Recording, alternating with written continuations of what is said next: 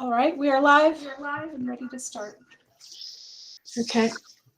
Good afternoon. I'm Jane Matthews, and I would like to welcome you to the September 21st, 2021 meeting of the Design Review Committee. This is a 9-person committee whose primary function is to perform design review for projects located in one of the city's 3 designated design review areas: downtown, the riverfront, and the new hotel overlay zoning districts. This is a mandatory review, voluntary compliance process, with one exception for hotels seeking to skip City Council review. Hotels taking advantage of this incentive must receive a positive recommendation from the committee. All committee members and staff are participating virtually. We appreciate your patience as we work through online.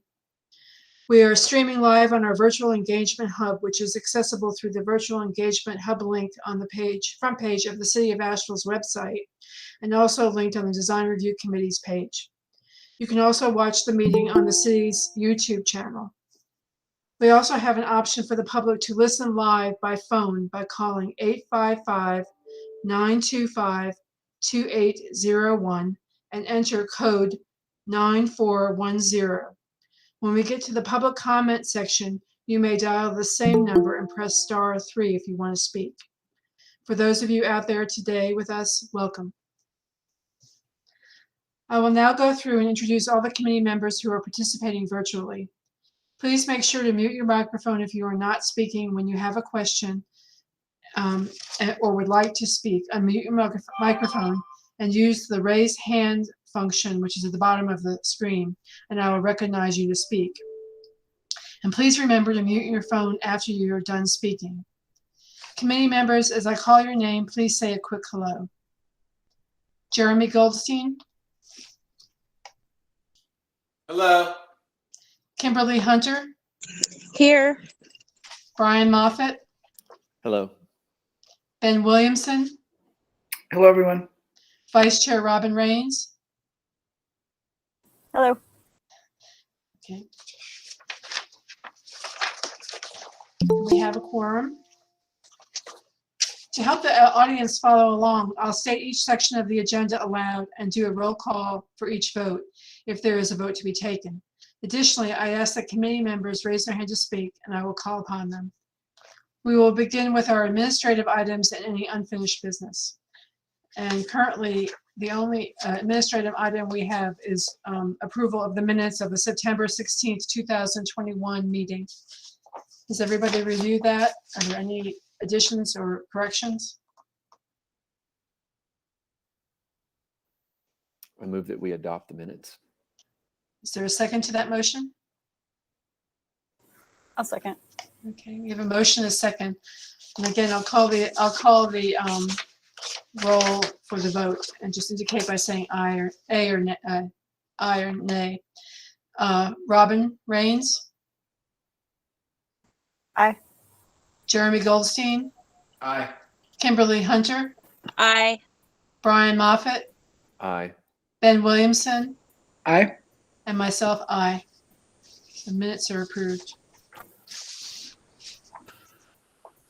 So moving on to new business portion of our agenda, we have 2 projects seeking formal design review. We will take these cases in the order they appear on the agenda.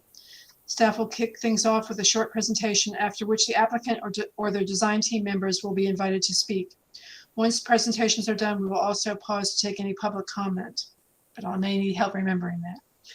Please keep in mind that it is not uncommon to have technology issues during these presentations, such as a screen freezing, or during public comment, such as participants losing connections. If this happens, exit the meeting and re-enter using the same link or call-in number you used to join. We will now begin with our first new business item on our agenda, which is, apologize, that's my phone, 488 South Market Street, a level 1 project review. Sasha, I know that we've been asked to continue this to a later date, given some issues with the design submittal. I would ask maybe for a vote to continue to the September 16th meeting. Sorry. I make a motion to continue. Second. Thank you, Jay. Thank you. Again, I'll call the roll on that one. Jeremy Goldstein, Aye. Aye. Kimberly Hunter, Aye. Brian Moffett, Aye. Ben Williamson, Aye. Robin Rains, Aye. and I say aye. So that item is now continued to the next meeting of this committee on December 16th. The second item on the new business agenda is formal design review of 50 Collier Avenue. And Sasha, would you like to present something on that? Sure, thank you so much. Yes, so this item is for 50 Collier, and I'm going to just show you a quick, this is a map of the area. This project encompasses this triangular parcel where the wake sculpture was, and this second parcel here for approximately 0.46 of an acre. So this is just to orient folks. I guess maybe you've seen this project before, so maybe you may feel more already oriented, but this is where Pizza is, the pizza place, the new pizza place is. And so when we're looking at the drawings, this is Cox Avenue to the east, and this is the point of the parcel. So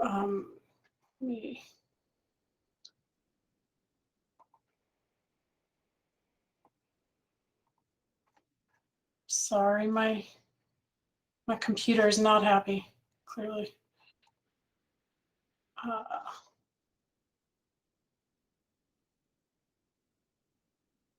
Okay, here we go.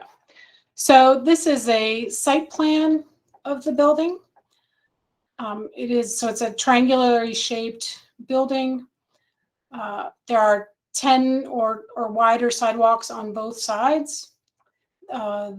They have interior parking, 35 spaces. So here's the driveway here on the west side. There is an outdoor dining space here. There is leasable space. I'll go through the floor plans in a second. And one reason this project was delayed in coming to you all is because there were gas and sewer lines in the sidewalk, which made placing the trees very difficult.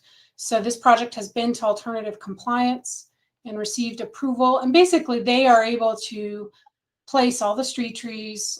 There's some spacing over here in the lower corner that's a little bit, just tiny amounts closer than normal. They are using silvicelles, which is great. So it should be really good planting medium for these urban trees. And they've selected upright species for the landscape. So the tree commission was pretty happy with all this. And then I will move, let me move to just really before we go through the elevations, through the site plan. So this is the bottom floor. Again, like the entrance to the garage is here, underground parking, 35 spaces. One kind of not quite a half level up, but there's leasable space with a door here at the point of the triangle. And one of the requirements for hotels is that in the downtown areas that you have 50% of your frontage is set aside for a separate occupiable space. And you can add together, if you have two street facades, you can add them together. So for the Millard Street side, they have almost pretty close to 100% leasable space. And then, here there's, I think it's something like 80 feet on Collier. So together they're far over 50% for that requirement. And that's why they submitted some extra drawings for me more than for you all. Just to make it clear that the lobby is not a part of this retail space and that it's separate and leasable. So it could change over time. So maybe the hotel runs a business or maybe they lease it to an office, but over time it's put in place so that other businesses can use it. The second floor are 25 hotel rooms. And then the third floor, which all condominiums are now 7 extended stay units and 3 condominiums. So they are hitting that maximum point for a small hotel, which is 35 rooms. If that makes sense. And then there's the rooftop, which has a fair amount of green roof. It has 2 exit stairs. There's a restroom building here, and then the elevator. So we end up a little bit, we'll talk about this in a little bit, with 4 structures up here, and possibly a pergola or something like that. And then moving to the renderings. And actually, before I just want to make sure I'm not forgetting anything. Yeah. So some of you were at the Downtown Commission meeting last week and some of you weren't, but basically the Downtown Commission had a very robust conversation about this building. The renderings that were first submitted for design review looked different than what you all saw in formal review. So there was a lot of discussion about that. And one of the big points was the brick material. And Shannon, I can't see who that is, so if you could. So they have revised that brick pattern, and they also submitted a new material sheet. Everything is pretty much the same, except just the brick is a little bit more solid, darker color, which I think folks preferred. And it seems like it fits better kind of in this more warehouse / industrial district of downtown. The other, I'll just say really quickly, the other comments of the Downtown Commission, I outlined them in the report, there was a concern about a lack of pedestrian activity on the sidewalk. I think folks clearly recognize that the dining area would activate that upper corner of Millard, but there was concern that there's not as much going on here on the sidewalk. In some drawings, there were bicycle racks down here. This rounded metallic structure at the corner looked different in the new drawings, and I was assured it actually had stayed exactly the same. It's just some of the rendering software, Peter may talk about that, changes how things look. So, and really all the proportions of the building and the windows had actually stayed the same. I think the rendering looked very different. So this is a view from the Millard side and with the outdoor dining piece of it. And then here's a view of the roof. And this was another issue that was brought up at the Downtown Commission, was about these buildings and if they were a good balance or not, was it, so I think that's something for the committee to discuss today.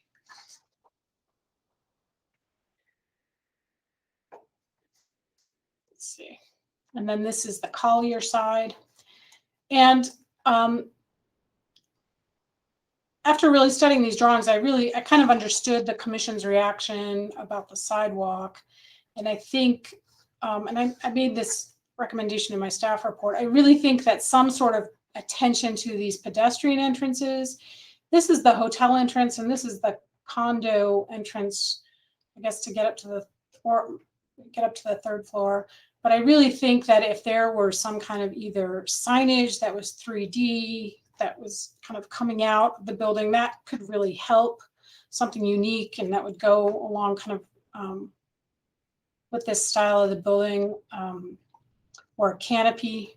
I think the flatness of the facade doesn't help signal to people that there's things going on when you look up and down the street. Some people, on buildings, they often use awnings. I'm not sure awnings are necessarily appropriate in this instance. So in my staff report, I outlined how this met design recommendation or the design guidelines. And I really felt like in terms of the guideline document itself, the emphasis on entrances was the one place that I felt like this could be improved in terms of the guidelines. And I think The other thing I'm recommending is that the bike racks, instead of being placed at that corner, that really they could be placed, I think, between the street trees in a way that are, if you use the round bike racks and you they're parallel to the building, so they don't stick out a lot. And so the bikes would be parallel to the building. And then that way it wouldn't interfere to most of the sidewalk, so you'd have plenty of clearance. And I think that summarizes all my analysis. I will admit the one thing I didn't really analyze is the placement of these structures on top of the building. From this side, you don't see a lot. I know in one drawing before there was a pergola here, and I don't know, maybe Peter, you could address that. And from this side, you can see the three structures. This is kind of in a gray color, and gray does tend to recede things.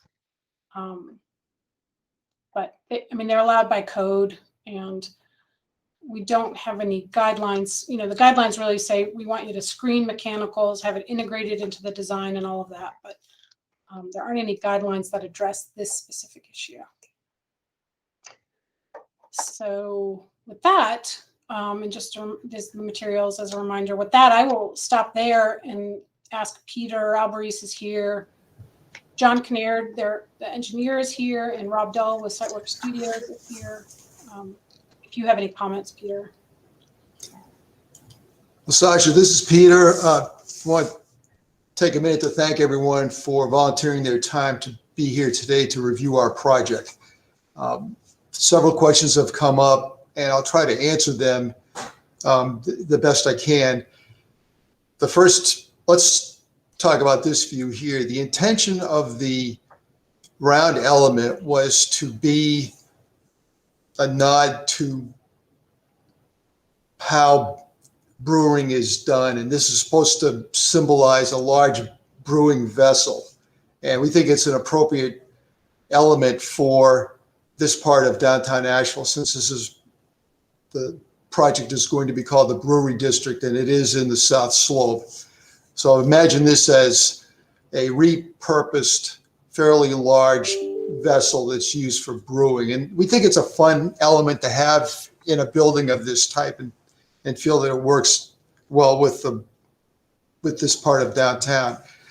The question about the metals, all of the metal that you see on the faces of the balconies, the structures on the roof, and this container will all be some type of metal finished panel that is not shiny, that's more of a pewter, soft, non-reflective color that looks like it has some age to it. And the intention was to have them all be the same. Now we can look at the reason for the placement of the elements on the roof where they are. We are required to have handicap accessibility to the roof because it will be public space. And we also need, yes, if you look there, because of the size of the area, we need 2 exit stairs, the elevator lobby, and we have to provide restrooms. So those are all building elements that are, the intention is to have them sit lightly on this roof, which is why we didn't propose making them out of brick, that we wanted to use the metal, because there are other metals in the project, and we thought that it would be more appropriate to have one family or one color palette of a sort of a pewter gray color that we would use throughout the project. So that's the intention. We have to provide the restrooms. We have to provide access to the roof that's accessible, and of course the 2 exit stairs. Now, Sasha, can you go to the elevation sheets, the ones that are not the model views, but the ones, I guess it's page, yes, those.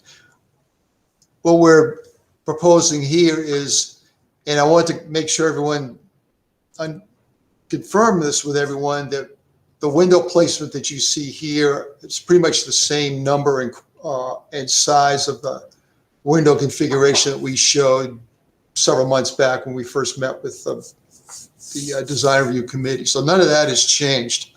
We haven't really changed the floor-to-floor heights or any of that. The only thing different that we have done is, after studying how the roof would be used as a publicly accessible space, we realized that we needed these other elements up there. Now, we can always look at how they're done. For example, they're shown now as having a slight pitched roof. We could change those so that they'd be low slope, flat roof, which would not make them as tall or appear as tall. We don't have any problem with that.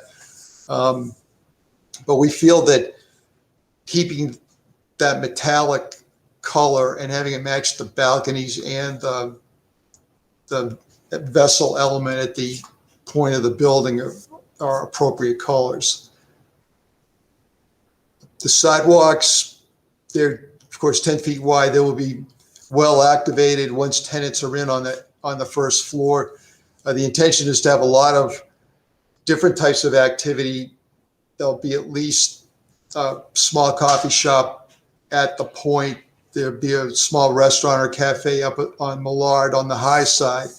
And then all along the Millard side of the building, there'll be garage doors that open to display retail space inside the building, which is intended to be an art gallery or a group of art galleries or artist studio spaces. So it'll be very much of a visually and physically accessible level.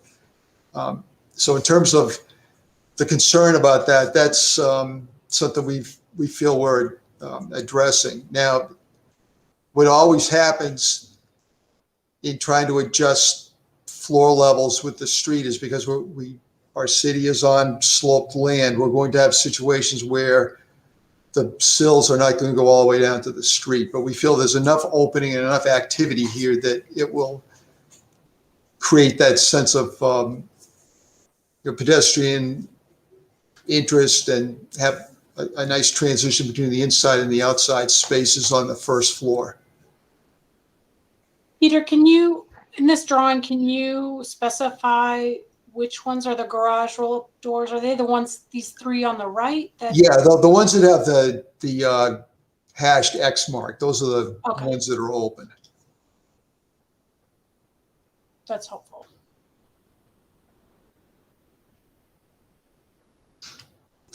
Is there anything else you wanted to address or that I didn't talk about? Or? No, I think I know there's concern about the roof structures. We will look at reconfiguring those so that they're as short in height as possible, or to have the clearances required, and change those to low slope roof elements so that they don't appear as tall as they do right now. We don't have an issue with that. And then to the question about the entry spaces, the lobby spaces on the Collier side, I think we're perfectly willing to add some type of either overhang or projecting element or something that we can do to enhance those entry points. And I think part of the issue with us was we wanted to make sure we had the sidewalk width and all that needed to be done in terms of the location of the trees, knowing that we would need to address this entry issue further on. So if the committee is fine with us, knowing that we will come up with something, we know we need to do that. There needs to be signage. There needs to be some identifier that shows people where the entry of the building is, where we will certainly do that. And the last item, and I'll turn it over to our consultants, is the brick. We're going back to a darker brick that has, there's more of an urban type brick that has some darker reds, maybe a little bit of purple, a little bit of iron spot, something that's more traditional with an older industrial building that would be found anywhere in a city in the South. So we're trying to stay away from brick that's too light, that has too much white in it, and apologize for the hiccup on our prior renderings. That was a software glitch, and we still haven't been able to determine what happened, because we didn't have that problem with 4 points. So please, if you would bear with us and know that we know what the context is. We believe that this fits very well within the existing context, and it will provide and meet the goals of downtown, within this project. So I'm going to turn it over to Rob, if he's there. Yep, I'm here. Thanks, Peter. Sasha, Thank you, Rob. wanting to dive into the bike rack thing a little more. We only have 2 feet of non-public sidewalk, and so we're having trouble finding. We need 4 foot by 6 foot for a city standard bike rack. So I think there may be a way to do sort of a custom bike rack that is maybe mounted to the side of the building versus in the sidewalk, and they may be designed for a single bike per rack. So it would be sort of a non-traditional approach, but I think we could do, if it's out of like a stainless steel or brushed aluminum, something that looks nice, so that we could get the required 2 spots outside of the public realm. Because I think otherwise, we're out of room besides that spot down at the point. And certainly I think we agree that, a really nice piece of art down there is likely more attractive than bike racks. Right. I think for staff, it's just, and I don't know where the committee's at on it, but I think we just want assurances that it's not here. Yeah. That we can put it in place somewhere, and the main requirement, just so everybody knows, is that bike racks are supposed to be within 50 feet of a publicly accessible entrance. So you could put one, within 50 feet of this point entrance, and you could put another one, over here by the dining, or, things like that. So.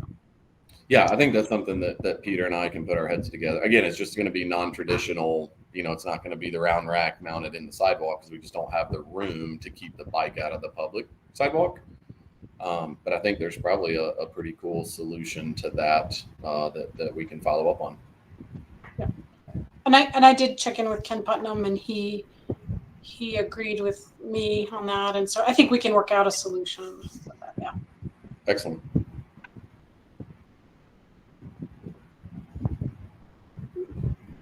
Jane, I don't know if you, is there anybody, Peter, is there anything else you need from your team to say?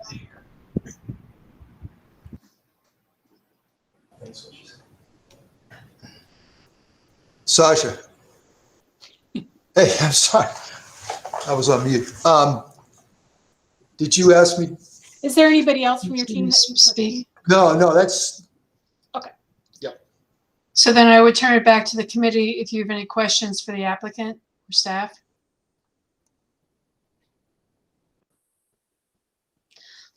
All right, I'll start off. Peter, I have one question. In looking at the elevations, the colored elevations, Collier Street, it looked like there was some kind of a paling fence or something at the top of the roof. And I was wondering what that was.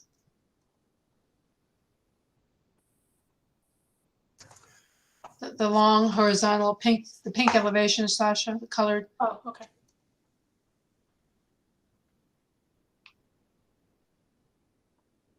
Right there. If you go That- down that- below, yeah, that's- that. That's, And there, I was curious, on the 2 elevations, I was just wondering what that was. that, we're still looking at how tall to build the parapet. And if we build the parapet up so that it's 42 inches above the roof deck, then that will go away. But we need to have some type of fencing at the edge of the roof.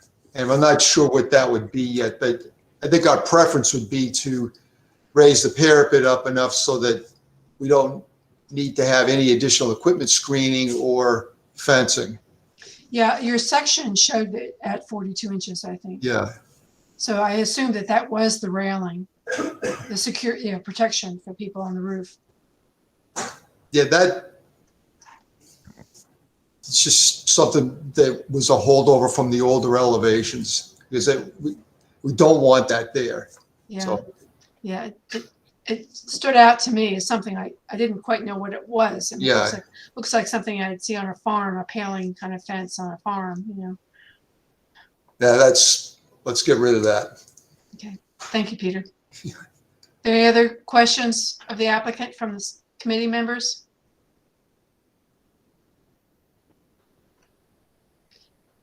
I don't know if there's any public comment, Sasha? No?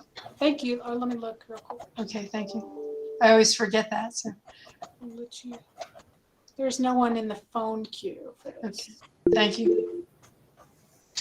Brian, you have a question? Brian Moffett? So Peter, you believe you've addressed the pedestrian items that we covered. Have you thought about doing some kind of canopy, or even using, you kind of have these little boxed pieces for your balconies. Have you thought about creating some kind of canopy for your pedestrian entrances on the I'm getting my on the Hilliard side, Collier side? Oh, yeah. Yes, Brian, we know that that's an issue that needs to be addressed. We had some concerns about how the street tree placement relative to the utility issue on the sidewalks. We hadn't shown anything yet, but it would probably be a good idea, I think, from a design standpoint, to have a canopy that is similar to and uses the same color palette as the metals that are already there. Agreed. So I think that would all integrate well into the, into the building. Well, this set of renderings does, I think, do a better job portraying what you're trying to do with the building. A quick thing, the little window to the left of the hotel entrance, I believe it is, right there, it needs a lintel to be consistent with the language you've set up elsewhere. Yes. I'm still struggling with, I think the placement of the little rooftop structures is better than it was before, but it's still, the language is just inconsistent, Peter, with itself and each other. Like some of there's roof overhangs on some pieces and not on the others. And I don't know, there's just something, maybe that instead of seeing little pitched roofs, maybe we need flat roofs that they have a parapet and a drain system. Maybe that would minimize them. I'm not sure. I just think there's some things going on there that could be addressed. I understand you're trying to minimize them, and I don't mind the material change. I get that. I think it's in the placement of those things and the arrangement of it. I think the very first submittal you sent, they had a little more appreciable rhyme and reason. I'll stop there and let Robin jump in.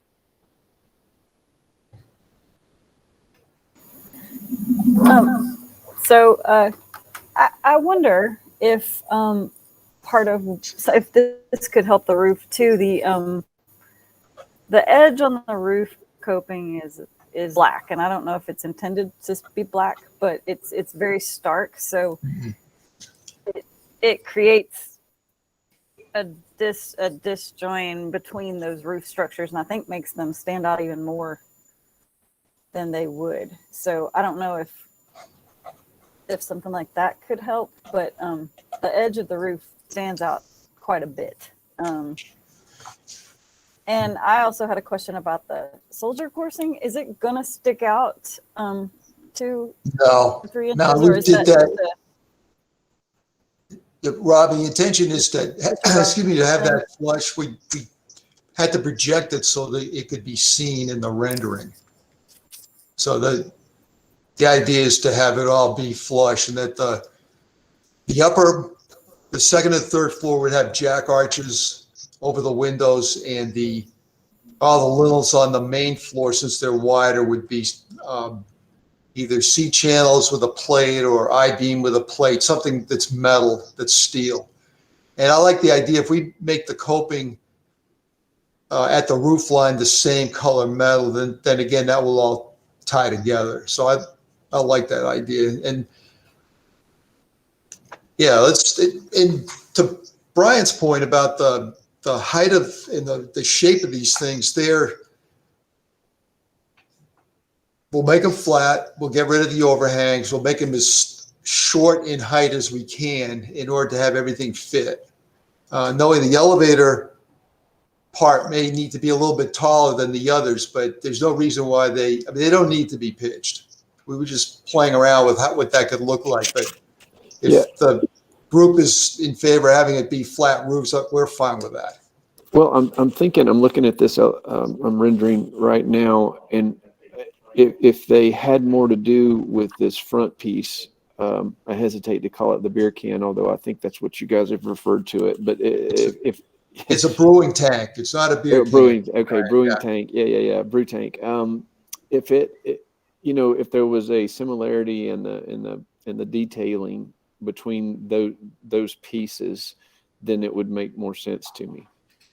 Well, that is our intention. We just haven't gotten into the construction drawings yet, but we want to use it'll be the same metal from the same source with the same type of detailing and assembly so that it all looks like it is intentional.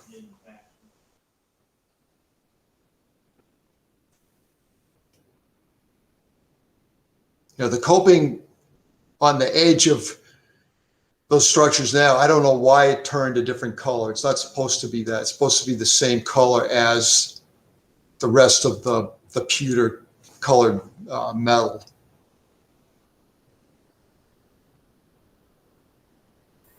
Are the balconies the same metal? Yes. Okay. Yes, all the metal that's gray is the same metal. And then at the coping around the top, we'll use the same gray color so that all our metals are the same. Now, where it will change will be the window framing. That's intended to be a dark bronze anodized or black anodized material.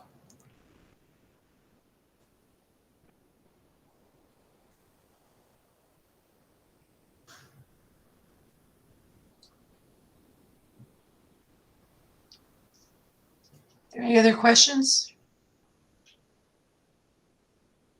If not,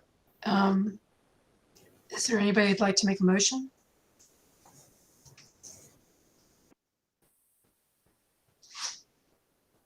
Were there any conditions other than they're going to work out the location of the bicycle rack with staff? Don't remember any others. I would assume staff would also review any canopy design. Is that right, Sasha? Yeah, yes. And that's what I've been wondering. I was asking Shannon what I didn't know if you all wanted to put a condition. Yes. So sorry, let me go back. Brian, in the staff recommendation, I didn't add it into the motion. Recommending the movement of the bike racks outside of the point and recommending additional attention to the pedestrian entrances, either through canopies or unique metal signage or other treatment. And I guess what I'm saying here is that a flat sign on the wall, to me, is a lost opportunity. Agreed. Yep. I've just seen so many beautiful metal signs that might curve out a little bit if it's not a canopy or something that would kind of, So I don't know if you all would want to see that come back later, or we could give you an update. Or Shannon, what do you say? I just, so this is something that, with this committee, it's kind of new when we have these projects that require approval or even when they don't require approval. When we add conditions, it's super helpful. If this is a condition that you intend not, to approve the project with conditions, staff has to review that then. So we need as much direction from you as possible so that we know what we're reviewing will comply with your intent. We've had a couple conditions here in the not too distant past that were pretty vague and open-ended, and that really creates a dilemma for staff in determining that that's been addressed. So as much detail as you can put in that condition without, we understand you don't want to be overly prescriptive, but definitely help us with a little guidance. So I got you. Thank you, Sharon. All right. I move to recommend approval of the 50 Hilliard Avenue project as presented based on site plans, elevations, and materials submitted, discussions heard during this review, and we find that the project meets the intent of the downtown design guidelines, subject to the following conditions. One, that the design and location of the bike rack be moved from the intersection of the road to a point accessible by residents, users, and the public, and a design that is consistent with the building detailing and the City of Asheville standards as approved by the relevant authorities in Public Works. How's that? Number two, that the pedestrian entrances for the hotel and for the condos be addressed with a design consistent with the detailing of the building, including a canopy design consistent with the current balcony design and the main metal design element at the intersection of Collier and, help me, Sasha, I just lost the other. Millard. I can't say that word. And then number three, that the applicant revise the design of the rooftop structures to be consistent with the main design, metal design element at the intersection of Millard and Collier. I think I said that right. It sounded French in my head. Is that sufficient conditions and direction? Yes. Okay. Jeremy has a question. Jeremy, want to go ahead? Yeah, Brian, you had mentioned canopy. I just want to make sure. Sasha just said doesn't necessarily have to be a canopy, but I don't want to flat signs. I didn't know if that's what you intended or. My intent would be for the second condition is that is a building affixed element that projects horizontally from the face of the building, providing it's an awning or a canopy of some type that is reflective of both the balcony detailing and the that front piece. It could be curved, it could be a box, but in form and function, it needs to be consistent with the remaining detailing of the building, but providing a differentiation and direction for the pedestrian entrances on Collier. I think that's right. Mm-hmm. How's that? Do we need to say architecture about the roof structures at all? Or? Did I? I Yes. thought I did a condition on that they revise those consistent with the material and detailing of the main design element. Thank you. I'm sorry. So just before there's a second, Peter, is that acceptable that there's canopy? Mm-hmm. Yes. Yeah, all this is acceptable to us. Okay. Is there a second to that motion?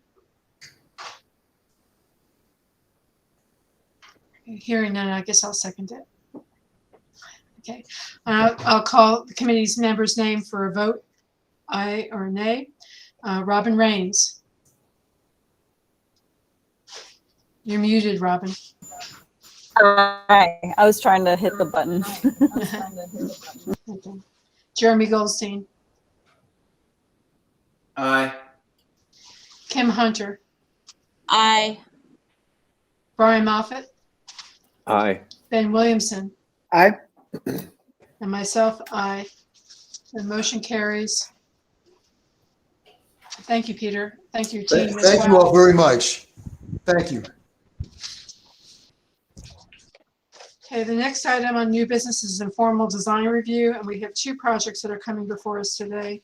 The first one is 363 Hilliard Avenue, and I'll turn it over to Sasha. I did not get materials ahead of time. I know that Warren Sugg with CDC and Daniel Jimenez with Delray Ventures are here, so I would let them present. Okay. Sure, I can do that, Sasha. I will present now.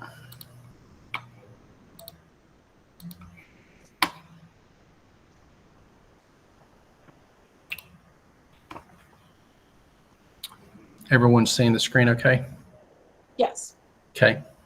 Sasha, do you want to do any kind of presentation, or you want us to go straight into our part of it? I don't have anything prepared, and I don't.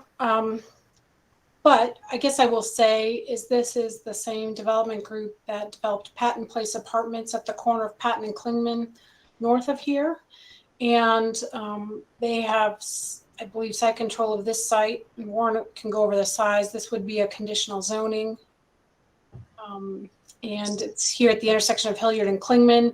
There's a lot of interest from the Weekend neighborhood because they're just across the street to the south here is 360 Hilliard, which was city-owned land, and Payne Cassinger is just finishing up a set of apartments there with I forget how many affordable units are there, but it's a really exciting project. We're excited. We're thrilled with that. It's I feel like there's 40 some apartments that are going to be affordable for maybe 50 years. So that's a big new change for that neighborhood. So this is another development right next to them as well. Sasha, what is the use? Can you talk about that?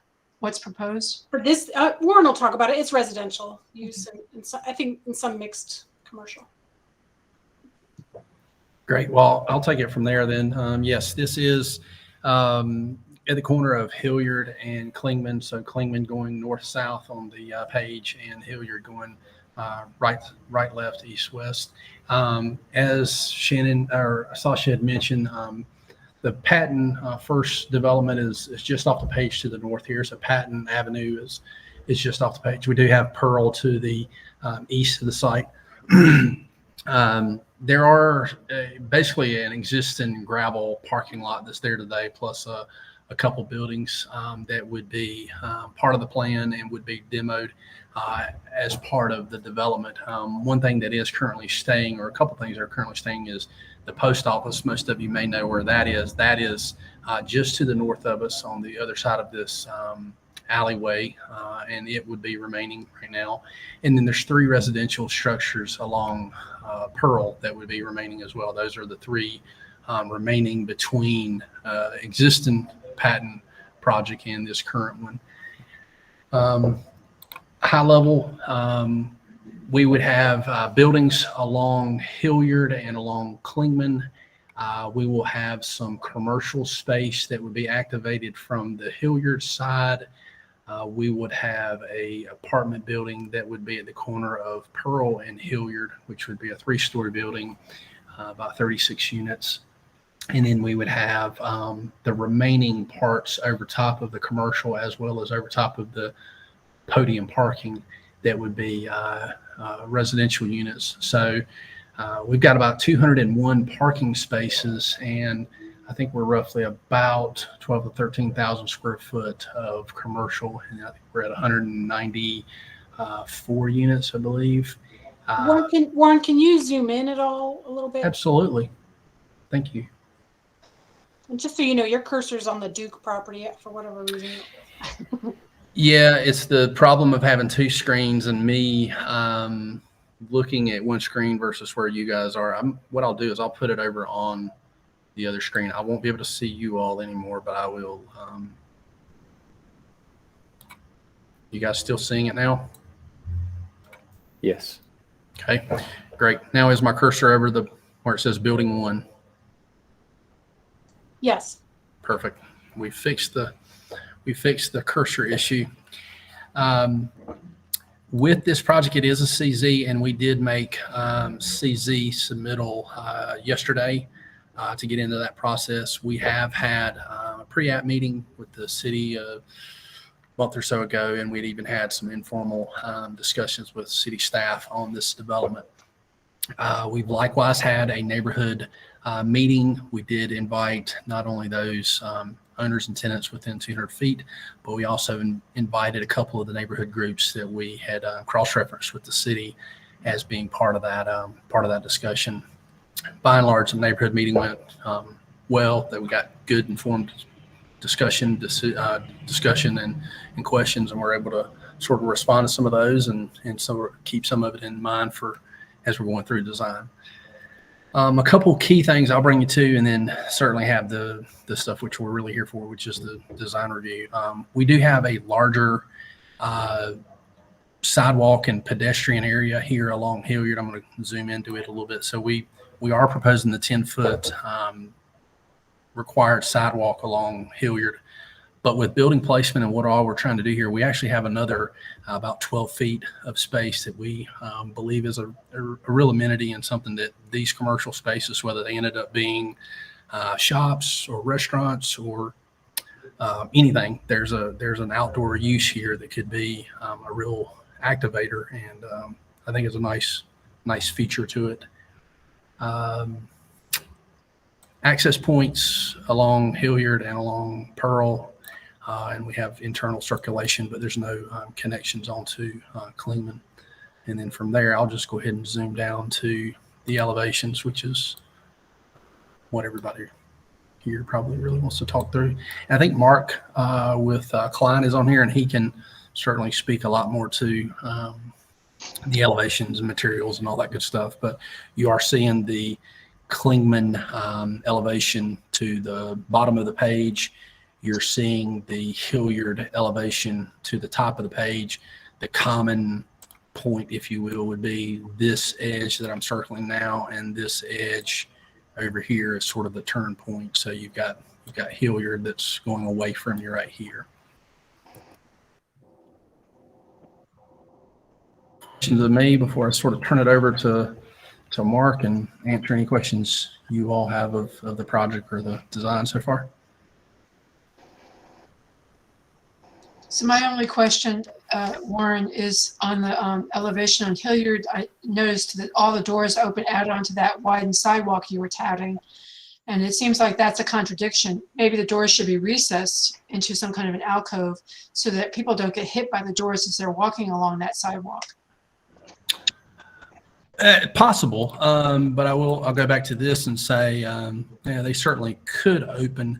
And I guess if we had to or did alcoves, but that would be 22 feet from curb line to where the door would be opening. And I don't know. I mean, I know certainly when you're on that 10-foot mark, we don't want doors opening out into it, but I don't know if that's a code thing or a good design or just what it is, but I hear your comment, but I did want to go back to this, that we do have an abundance of space here, and that's technically, I guess, private space at that point. Right.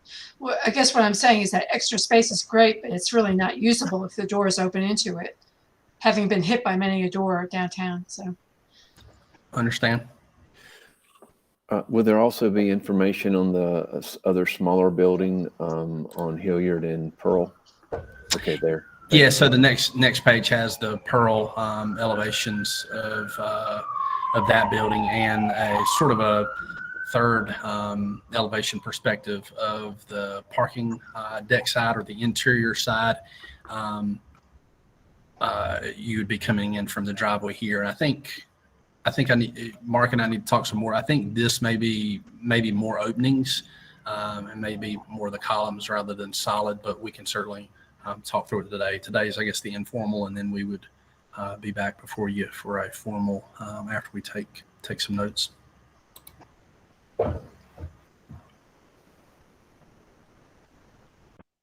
You want me to take it from here, Warren? Yes, please. Would you zoom into the Clingman elevation? I'll start there, and we'll just work our way around the building.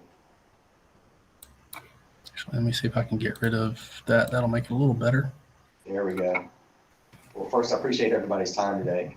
So you probably can't see my cursor because I don't have control, but I'll start on the left side. So if you're on the left side of this elevation, that is towards the Patton and Clingman intersection. So we're coming down Clingman left to right.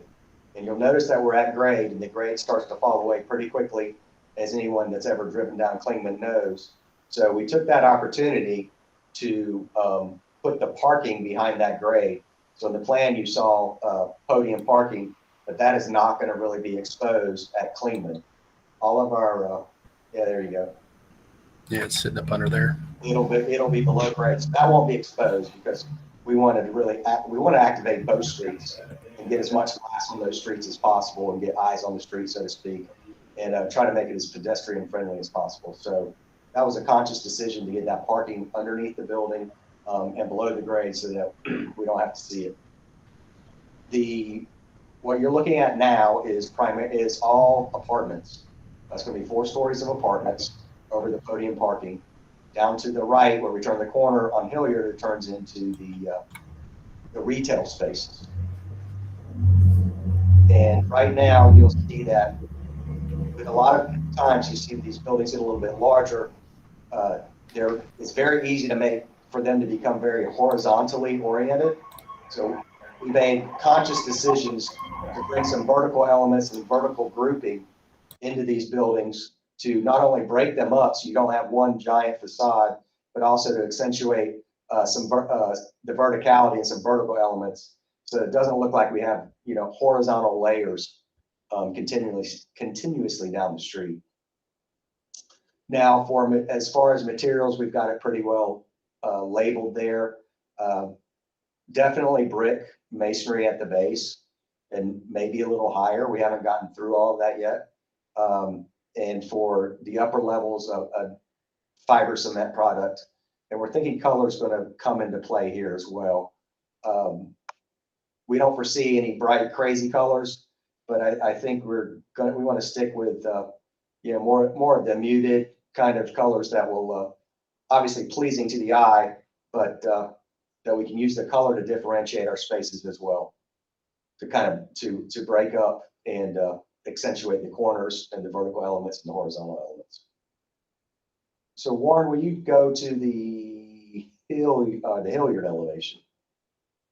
As we come around Hilliard, on the left is the corner that we just came around off of Clingman, and we see the corner as being, that's the most important section of the building. It's where the pedestrian entry is going to be for the apartments and the leasing, and it's also a great opportunity to do something really kind of cool coming up from the Arts District up the street that kind of shows off that corner and accentuates it with this. The dark gray is basically a dark gray cantilever box is what we're looking for off the larger element. If you look at the base, notice we've got very tall retail spaces. So that's 14 to 18 feet depending on the grade. So there'll be really tall ceilings with a lot of glass, and obviously we want to open this up as much as possible, but also keep in mind that to keep it structurally sound and make it look like it's structurally sound, you can see the column elements coming in with the brick, which visually at least carry all of the elements above. And I think this elevation shows a lot of verticality that we're going for as well. Warren, will you go to, I don't know if you folks want to talk about this building and then go to the small one, or if we want me to go through both of them, because they're different buildings. Sasha, I'm happy to talk about this building. We can talk about the 2 buildings separately if that suits everybody else. It's fine, Brian. Do you have any comments, Brian? Of course. So on the patent, I guess patent 1 now, you've got a taller brick base. It's got the first 2 stories that are brick, or at least most of it is. Whereas this one, it's really just the piece on Clingman. On Hilliard that is brick. It kind of comes out of the ground on the Clingman elevation. Mm-hmm. I just note that's it seems like you would want to be a little bit more consistent with what you've done before, as well as bringing that. I think your Hilliard elevation is much more successful so far than the Clingman one, from what I can see. One of the things about the first patent is that it's got a very flat, kind of, for lack of a better term, pasted on. The materials just, they're very flat. The vertical elements kind of stick up past the roof, and they're very thin. The brick looks very much applied to the building. It doesn't really wrap around corners or anything. It's just it's a very odd building. Is the intent to match that kind of detailing on this one as well? The short answer is no.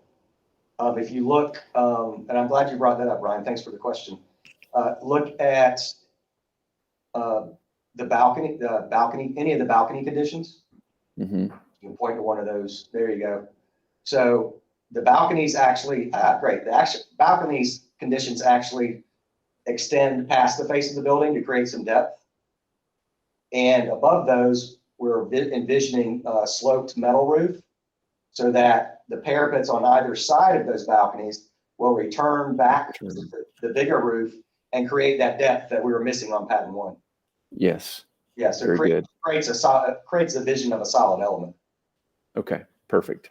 That's one of the least successful elements of that. I mean, it's got the brick and everything on the first one. It's got some pieces that started out okay. Just the execution wasn't quite there.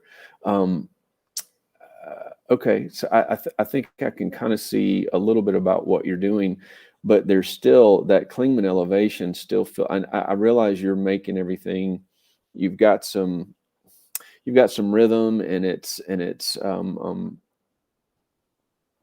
still a really big building, and it still looks all like the same building to me.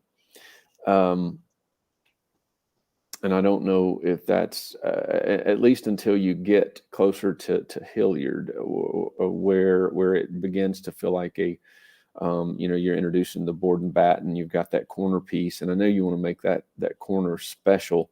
And I really do. I very much like the retail piece, that retail base that you've got on Hilliard. I'm just curious if we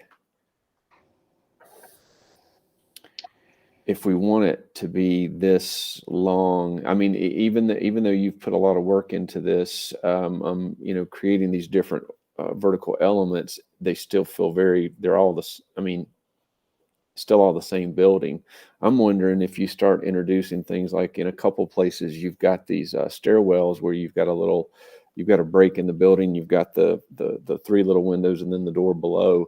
If maybe that's a glass element, and it begins to break the buildings up so that you've got a color range that's very similar. Maybe they start to a glass element starts to break the buildings up into separate buildings, and then that gives you leave to kind of mess with color and texture and materials a little bit more even than what you're doing so far. And I don't know if that's just me or if anyone else is kind of reacting to the size of that building on Clingman.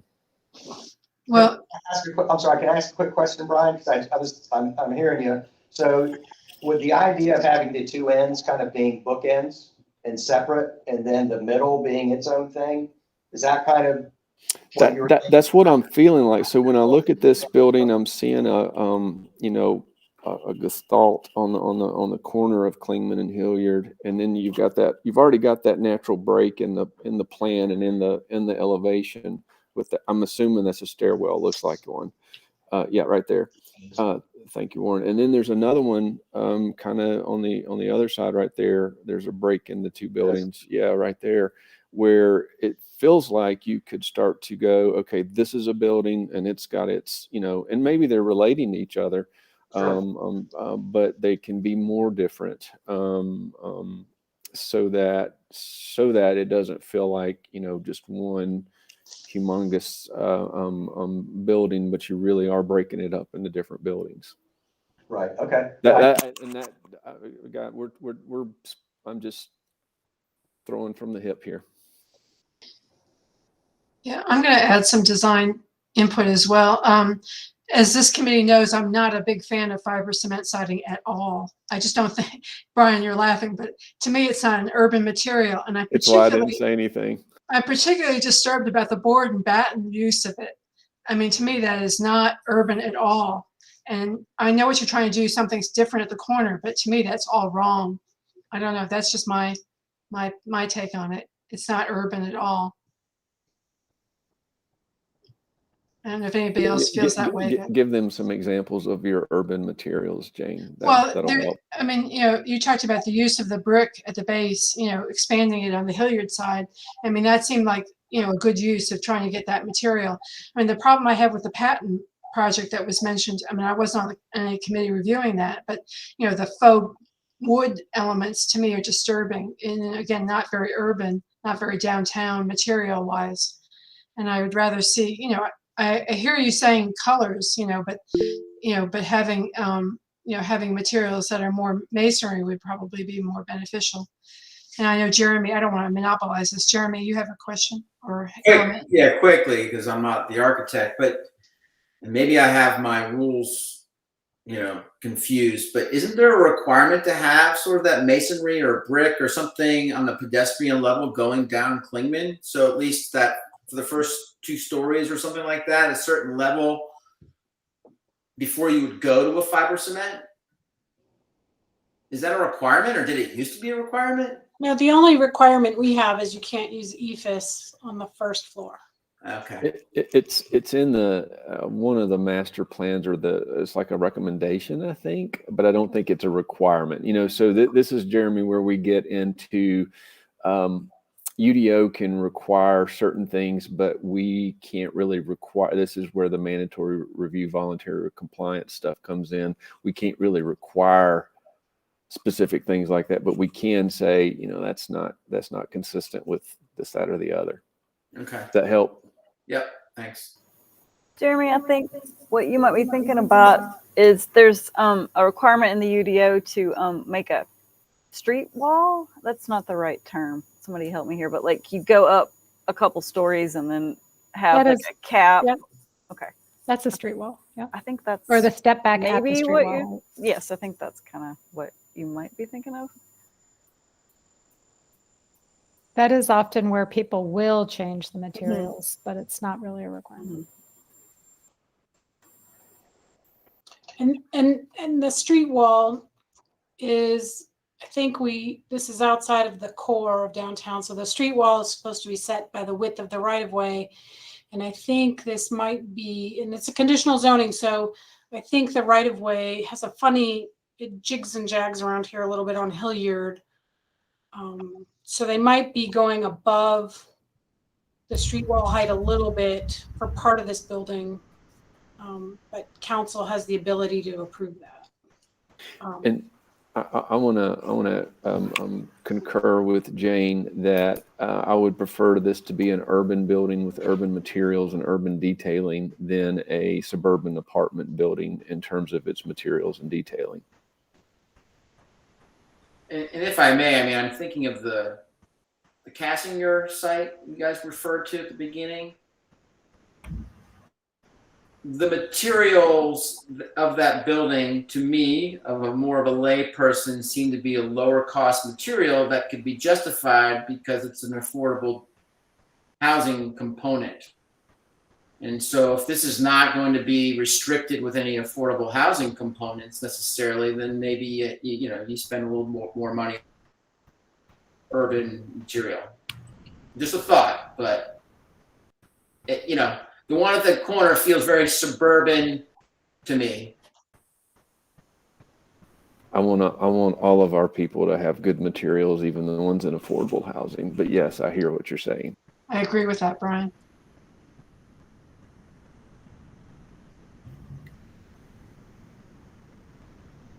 Okay, is that Agree with the at least trying to break the building up where there's at least 3 buildings on the Clingman side kind of response, or is that just me?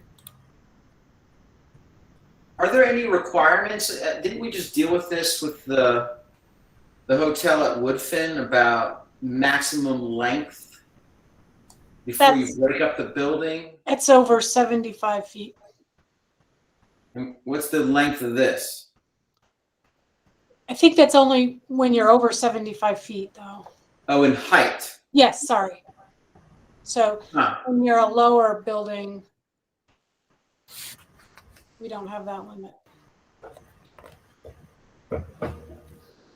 But the design principle remains, Jeremy, that when you've got a street wall like this, think of the differentiation and the rhythm and the granularity of like the buildings along Biltmore Avenue or Market or any of those areas in this town or any town where you're really looking for. Now they've done that. I want to make this clear. They've already they've got a lot of verticality. I really appreciate the way they've grouped their balconies. and put these pieces together. And they do have, different, it's the building's moving in and out in elevation. It's changing materials, it's changing detailing. So it's doing a lot of that, but because it's so big and because they're, working from a similar palette, it really begins to still look like when you walk along it, see it like this, it's one building. And so the more I think that they can interrupt the building with maybe, like a glass element or a different kind of element for those stairwells, those little reveals areas, and then start to play with, different materials and arrangements. I think I see in this elevation, you could get at least 3 buildings. You got that big central piece. You've got the intersection piece, and then you've got the piece that would be adjacent to the post office. I mean, I agree with you. I think there's some opportunity that could be with a material change. And I mean, I'm just looking at the Hilliard elevation. It's much more pleasing to the eye.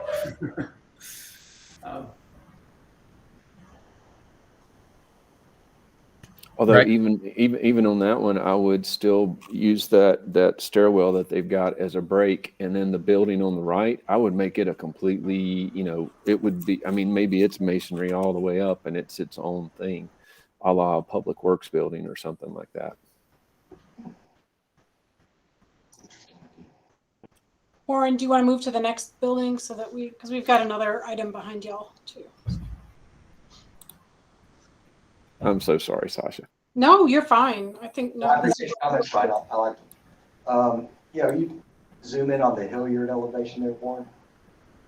So this is a obviously smaller 3-story, 36 studio unit building, which the reason it's the size it is because we had some site constraints that restricted our buildable area in that corner. So we got it as big as we could within the site constraints. There's a utility or a sewer easement that goes behind this and cuts it off on Hilliard. So we're maximizing the site with the size of the building. And the idea here is to, break this down to a little bit more of a residential scale since we're getting towards the houses, and turn these into more like row houses, and try to make this like a small little jewel box row house building.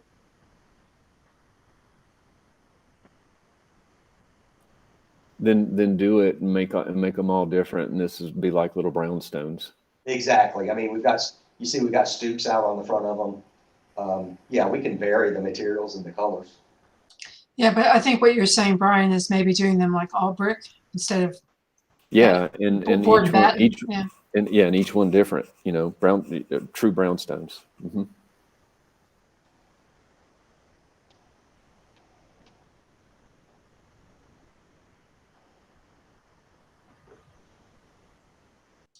Are there any other comments about these elevations? Just from a project and site planning, I'm pretty excited about it. Kudos on the pedestrian area right there across from the tennis courts. That's gonna be sweet. I like all the parking that you're adding. I appreciate the kind of pushing the automobiles interior of the property, and I appreciate the way you're addressing the site and addressing. It looks like you've got pedestrian activation at least on the Hilliard piece. I'm not exactly sure how all that works on the Clingman side, but you've got plenty of interest at least on that. I'm not quite sure how that works from pedestrian level yet. I wasn't looking at it as closely as I should have. And I'm excited to see what you come back with. Great. We appreciate y'all's time. Thank you. I have one question for Sasha, and this is not an applicant issue, but I'm just curious about parking for Aston, because I know Aston parking has creeped over to these lots across the street without having access for parking. I'm just curious what happens during construction. Is that parking on site going to reopen? I do not know. I don't know if Shannon knows anything about that either. We can. Don't. So yeah, we can try to find out though. that might be helpful just to let people know, because I'm sure, they'll be in shock once that happens, goes away. Okay, well, thank you, applicants and design team. Thank you for bringing this to us today, and wish you well. Look forward to seeing it in the future. Thank you. Thank you. So the next informal design review project we have is 324 Biltmore Avenue. And Sasha, I don't know if that's also to be just presented by the design team. We'll let Shannon talk. Okay. I'll give a little introduction, and then I think the design team might turn it over to them. But so I don't believe that this committee has reviewed a hotel for design review outside of the downtown or riverfront areas yet. So just as a reminder, we have 3 design review areas now in the city: the downtown, the River Arts District, and our hotel overlays. So this is a hotel. It actually, I didn't check to see if it's in the overlay. I assume it is, but it's a hotel that was approved, I think, in 2018 as a conditional zoning. So it was one of the last hotels to be approved before the moratorium and before our new hotel standards. So the applicant is interested in revising the design of the building. And the cumulative effect of the design changes is too significant to be approved administratively. So we recommended that they come to the design review committee for some feedback. If they choose to move forward, they will have to go before council to amend their conditional zoning. So this is a little bit of a different path because this is not a level 2 seeking to skip council. They're going to have to amend their plan. But our expectation would be one of the first questions from council would be, did this go to design review? And what did the design review committee think? So we wanted to share it with you to kind of let the applicant get some feedback. Also, I don't believe you all have needed before now to reference the design guidelines that were adopted for hotels. So I'm going to share those on my screen. Well, actually, I think I'll share a link in your chat window, so you can pull those up and look at those. They're grouped. There are site design guidelines, then there's architecture building design guidelines, and then I think there's some operational guidelines. They're not really making any significant changes to the site. I think we could probably comfortably skip that section and just really focus on the building elements, the architecture elements. So Shannon, before you go any further, I just want to make sure this is an informal review. Is there going to be a formal review later on? Or is this really a formal review? Well, this is an informal review. And I think it would be advisable for the applicant to come for formal review. But I think we thought it would be good to just start with sort of, I just want to be clear for this committee, because we haven't seen this before, and it's unusual to say it's going, to council with this review when this is only an informal review. So I'm just want to clarify. Oh, no, I'm sorry. Thank you for asking. I intend that this is an informal review. They will return for a formal review. That's what I was asking. Council. Yeah. Okay. I Thank you. apologize. No, Yeah. thank you, Shannon. I appreciate Where it. do we find this link, Shannon? I'm sorry. I am going to insert it in your chat here momentarily. If I know where to find that. Yes, in the chat window, I'm going to stick it in there. Hang on. Let me do that before we go any further.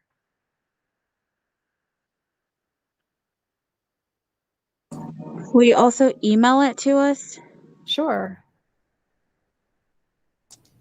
Shannon, could you just say again for everyone what that link is?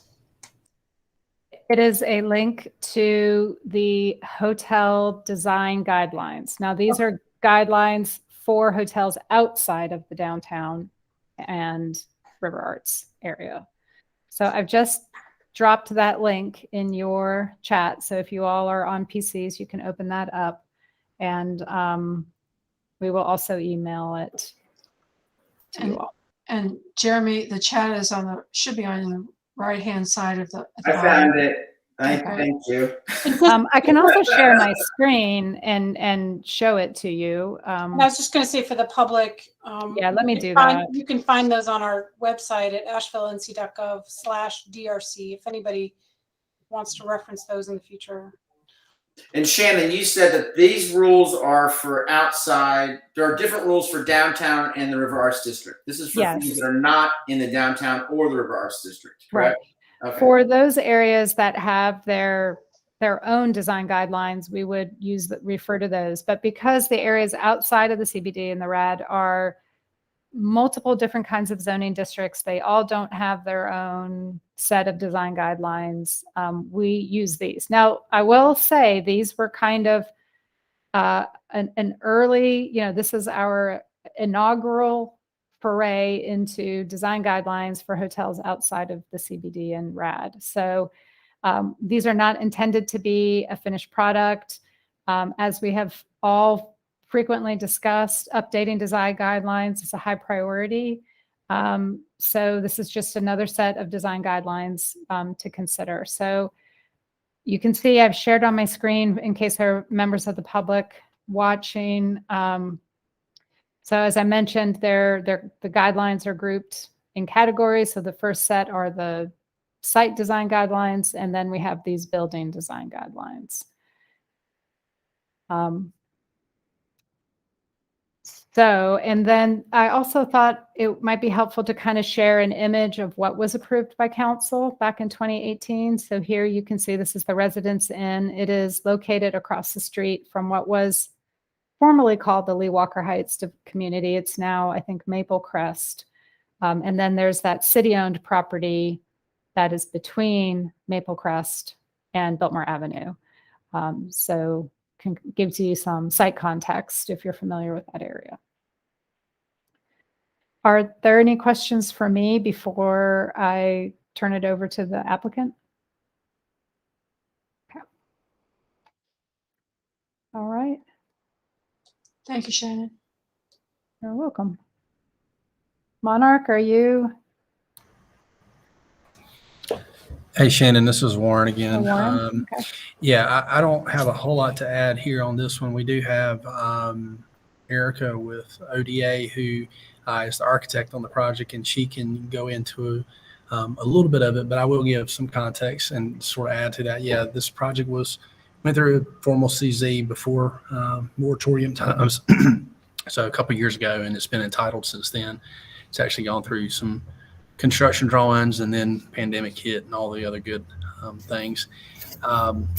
We have been able to reduce some things that I think, while they may not necessarily show up in some of the elevations, I think are still good benefits, i.e. there's one less level of parking deck that's internal to the building. I don't know that anybody would necessarily know that other than some of the residents to the back of us. Also, we've been able to work with some of the elevations and the heights to sort of better the view in our opinion and our idea. And Shannon was nice enough to meet with us. I believe it was last week or week before. All the weeks are running together at this point, and give us some feedback on it. And as she mentioned, we wanted to come before this group, share what we've got, get feedback. But we are looking to try to keep this as simple as we can, possibly, since we are already entitled, and just hoping to sort of minimize our process and our efforts. But we do welcome y'all's feedback. So Erica, if you want to maybe share, if you have it, and talk everybody through it. Hey everyone, thanks for having us. Really appreciate it, your time. Let me see if I can get my screen shared. Let's see. And let me start with one of the, can everyone see my screen? Yes. All right, awesome. And my cursor, I assume? Yes. Okay. So first off, let me show what we had when we spoke with Shannon the other day. A couple of her comments, was breaking up this facade. And I noticed that came up earlier in the conversation. And then also this 2-level parking, it looked like one floor versus, the 2 floors. And we wanted to make sure that it was very clear that those are 2 levels, but also to make those look like they're occupied space. So let's go to the new design here. And like I said, after speaking with Shannon, we added in some more sort of vertical elements here to give it more of a residential feel, because we do have residential behind us. And across from us, I believe there's a new apartments going in over there. One thing that we did do that was not in the previous design, we now have a bar located on the 3rd level where the lobby is located. We left the entrance the same as the previous design. So like Warren had said, the site really hasn't changed. The footprint has decreased a little bit. The parking structure itself is down 1 level. So the residential below or behind us will actually be further away. So I'm sure they'll appreciate that. But we sort of created this to activate the street a little more since we do have parking on the first 2 levels. So the bar area and the lobby is up here in sort of this lit area. And then you can kind of see, kind of draws your eye up here to this. And then we do have that 2-story sort of the feel for pedestrian scale, but also having that masonry that's required. As far as materials, we were thinking this is all EIFS, but it seems like you guys kind of want to go away from that, which we would completely understand. It'd be easy to, if this needed to be another material, that shouldn't be an issue. I know fiber cement is actually well known for a Residence Inn because it is an extended stay. So we can definitely look at using different materials if that's necessary. We were just trying to reduce some cost on some of these materials. And the prototype actually looks very similar to the previous design. So we wanted to get away from that. And I noticed that was just in those guidelines that you guys had just shown. So hopefully that helps a little bit too. But I guess I'll just let you guys kind of look through this a bit and then let me know if you have any comments, questions, and we can go from there.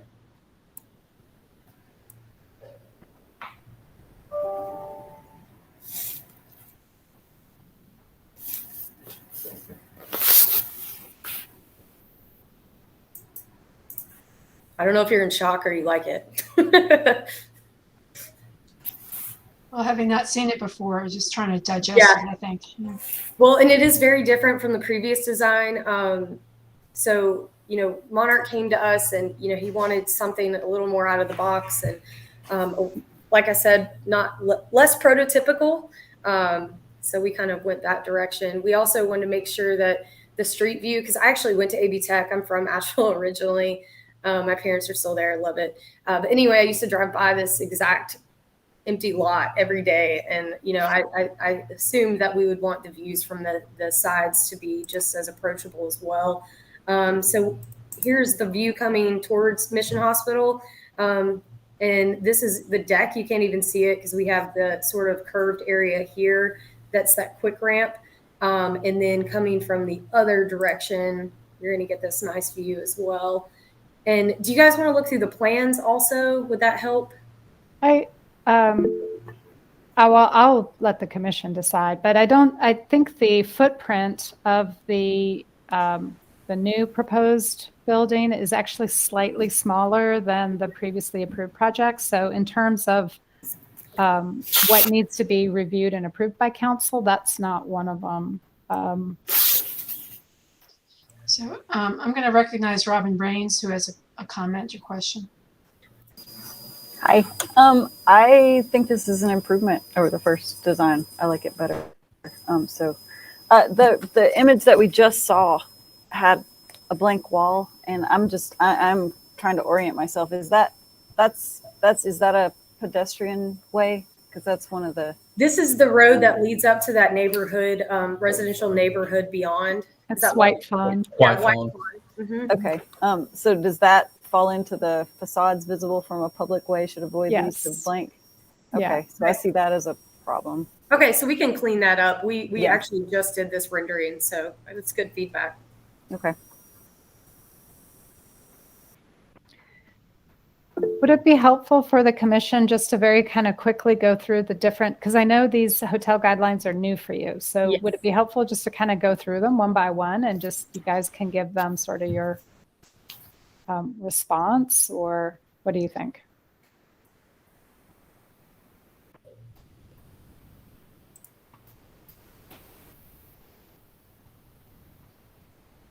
That works for me if that works for you guys. I mean, There's maybe, well, so I think some of them we could go through really quickly. So So number 9, materials. Building materials should be of high quality and reflect the historic building materials of character defining structures located in the same area or neighborhood. Okay. So you're talking about moving away from EFS is what you're showing, and EFS doesn't have a long life, so I mean that would be probably advantageous to move away from it. Yeah, and the thing is with hotels, they do require rebrand every 7 years. So a lot of times that includes some facade designs. So just to keep that in mind, in 7 years, this thing will get cleaned up again.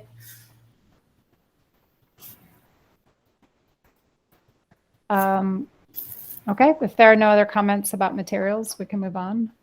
Architecture. Architectural design should be well thought out and adapted to the site. Prototypical designs should be discouraged. So, I mean, just for me, one thing about this, and I'm not sure if it's the colors, that kind of rusty red and that cream color, but to me that looks prototypical. Mm-hmm. And I don't know exactly, but that's how branding works, right? It kind of burns something into our consciousness, and then we see it and we're like, oh, that's a Residence Inn, before you even can read the signage.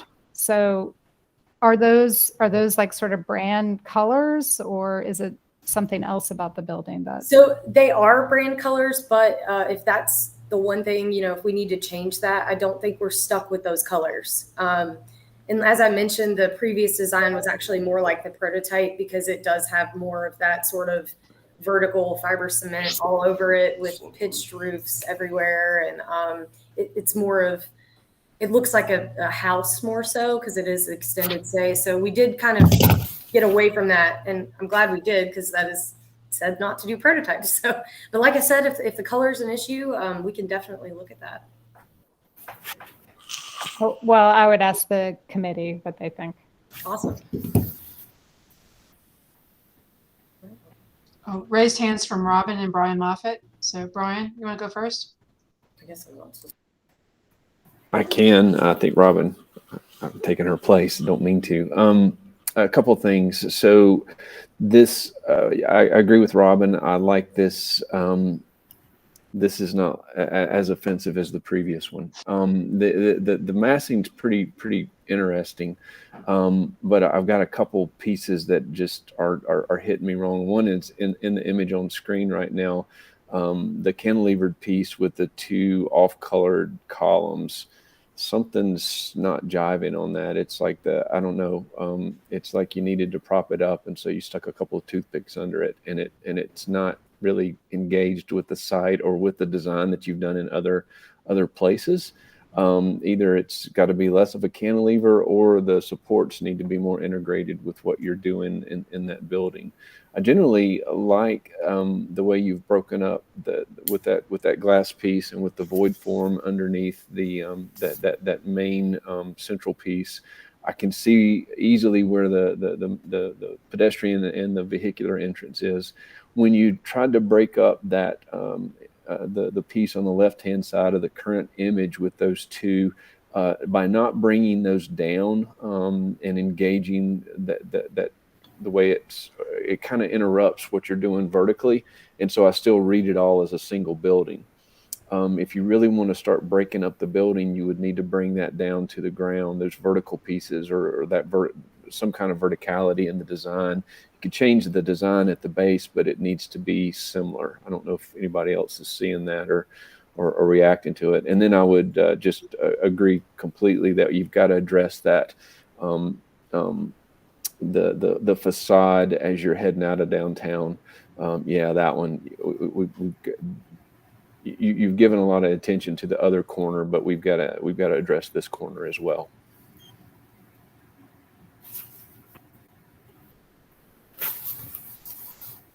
Robin, did you have any additional comments that you want to make? No. Any other comments for the applicant? Okay, just looking quickly at the other. So building height hasn't changed, at least not appreciably. Placement and orientation hasn't changed. Entrances, I don't think have changed, or maybe they've shifted a little bit, but I don't know. The design guideline for entrances is that additional entrances supporting or complementing the primary egress should be considered. So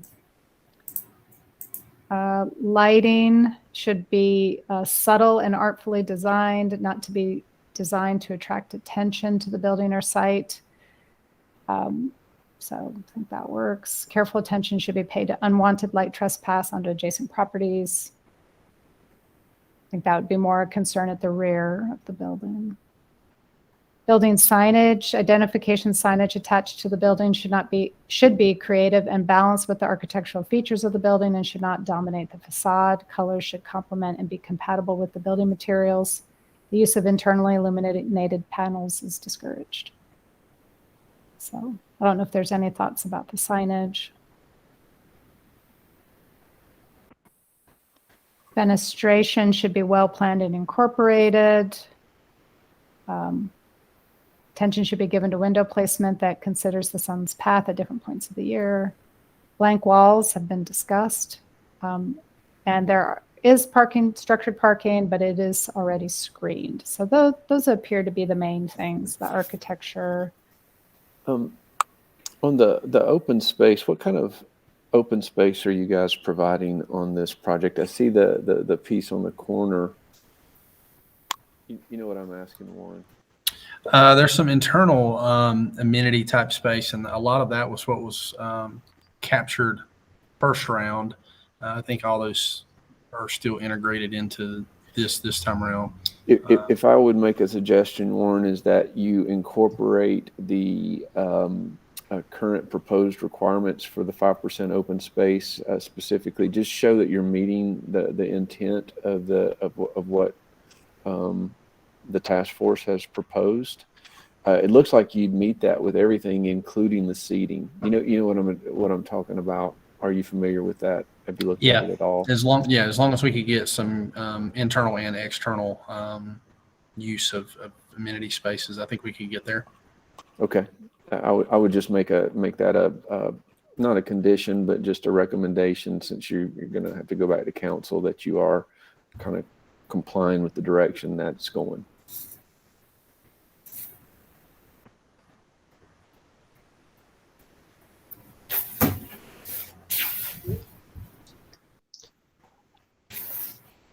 Warren and ODA, does that give you enough to move on? Is that a green wall that's climbing up beside the glass wall? It is. It may be actual, or we're looking at different materials. It could potentially be a mural or a change in material. So we're still kind of figuring that out. Okay. Do you have any recommendations? I kind of I like it. I like it for a vertical element breaking up the building, and maybe you do some. If you don't do it there, I would recommend you really investigate that thoroughly on one of your facades. Okay, sounds good.